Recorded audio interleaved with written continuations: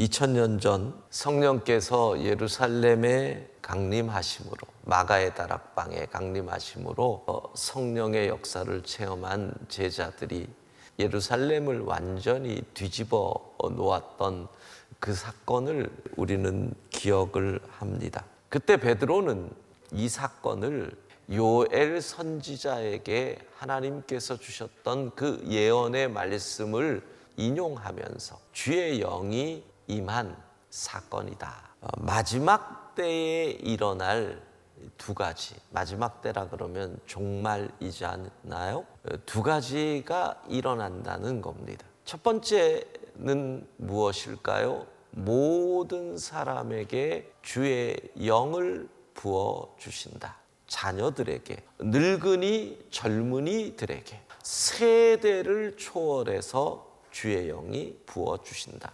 모든 사람들에게, 이곳에 있는 우리도 주의 성령의 역사로 여기에 있는 줄로 믿습니다.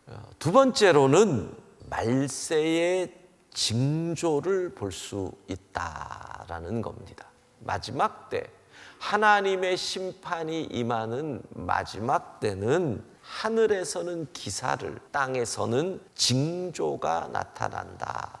우리는 이 마지막 때의 시작이 예수 그리스도의 이 땅에 오심과 십자가의 죽으심과 그리고 3일 만에 부활하심과 승천하심, 그것이 마지막 때의 시작의 징조요 기사인 것입니다. 이 종말의 시간에 많은 사람들의 고민은 무엇일까요? 어떻게 내가 구원받을 수 있을까? 어떤 상황에도 우리가 주의 이름을 부르면, 예수 그리스도를 구주로 고백하는 자는 구원을 받는 줄로 믿습니다. 이 일을 위해 성령을 부어주신 것입니다. 특별히 요엘 선지자는 마지막 때에 성령이 역사하시면 이렇게 표현합니다. 젊은이들은 환상을 볼 것이다. 주의 영이 임할 때 청년들은 환상을 봐야 하는 것입니다.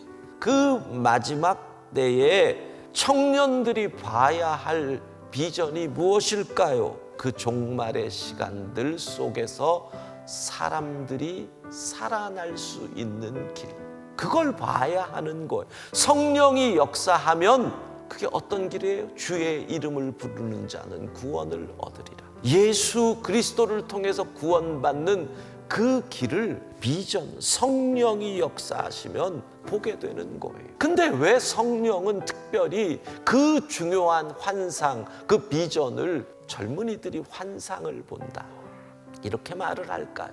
왜 서툴지만, 경험이 부족하지만 성령께서 명하시면 뛰어들 수 있는 세대가 청년이라는 거예요. 여러분이 60이든 80이든 성령께서 명하시면 나는 맨 땅에라도 뛰어들겠습니다 라는 마음을 가지고 있다면 청년 세대인 거예요. 주의 영이 임하면 청년들이 환상을 본다는 거예요. 아버지 하나님이 기뻐하시는 그게 내 눈에 아름다워 보여요. 그래서 아버지 하나님이 원하시는 이 마지막 때의 구원의 길을 위하여 내 삶을 드리겠습니다. 이것이 성령께서 성도들에게 환상을 보여주시는 이유입니다. 청년들이 필요합니다. 어느 순간 현상 유지에 급급한, 그리고 자기들끼리 즐거운 공동체로 되어 있는 그곳에 환상을 본 청년들이 필요합니다.